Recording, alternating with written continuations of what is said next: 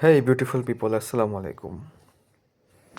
বাংলাদেশে বাংলাদেশের মতো একটা দেশে ডিজিটাল রূপান্তরিত হওয়ার সাথে সাথে ই কমার্স, এফ কমার্স, হ্যাঁ, খাতে প্রচার প্রসার খুব ভালো বাড়তেছে, প্রতিযোগিতা বাড়তেছে। But end of the day আসলে একটা প্রশ্ন থেকেই যায় যে এগুলোর স্থায়িত্ব নিয়ে।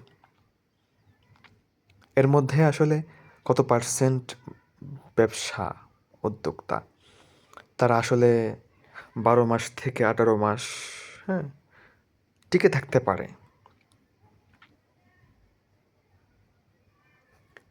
বাট গবেষণায় দেখা যায় যে তারা 18 মাসের মধ্যেই 80 থেকে 90% মানুষ বিজনেস বন্ধ হয়ে যায়, বিজনেসগুলো বন্ধ হয়ে যায়। One of the best reason যেটা আমি দেখলাম, এটা আসলে আমাদের সাথে যায়, বাঙালির সাথে এটা যায় এই জিনিসটা, তা হলো কপিকাট কালচার, যেটা আসলে আমরা তৈরি করি।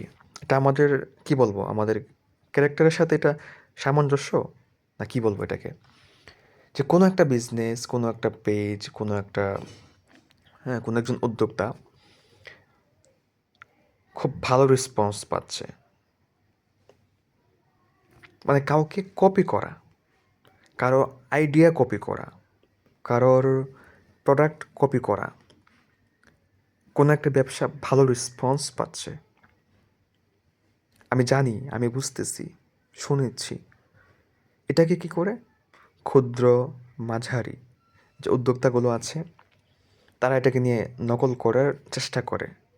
তখন কি হয়, ফলে যে দাম নিয়ে একটা প্রতিযোগিতা বেড়ে যায়, দাম কমানোর প্রতিযোগিতা, কে কত কম দামে সেল করতে পারে, কে কত বেশি ডিসকাউন্ট দিতে পারে।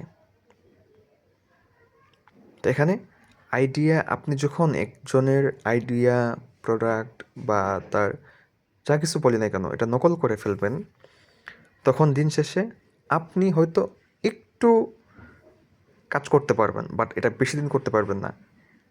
আপনিও ক্ষতিগ্রস্ত হবেন এবং যার থেকে নকল করছেন সেও এটার একটা চ্যালেঞ্জে পড়বে, অবশ্যই পড়বে। তো দিন শেষে কারোই খুব বেশি লাভ হচ্ছে না, ক্ষতিই হচ্ছে। তো এই জিনিসটার প্রবণতা আসলে আমাদের মধ্যে বেশি। তো যেটা দেখলাম যে কপিকাট কালচারটা, এটা যদি আমাদের এই সেক্টরে থাকে, মনে হয় না যে আমরা আহ, এই সেক্টরে, এই ডিজিটাল সেক্টরে আমরা বিজনেস করে আমরা না পারবো আমাদের জন্য কিছু করতে, কোনো কন্ট্রিবিউট করতে, না পরিবারের জন্যে।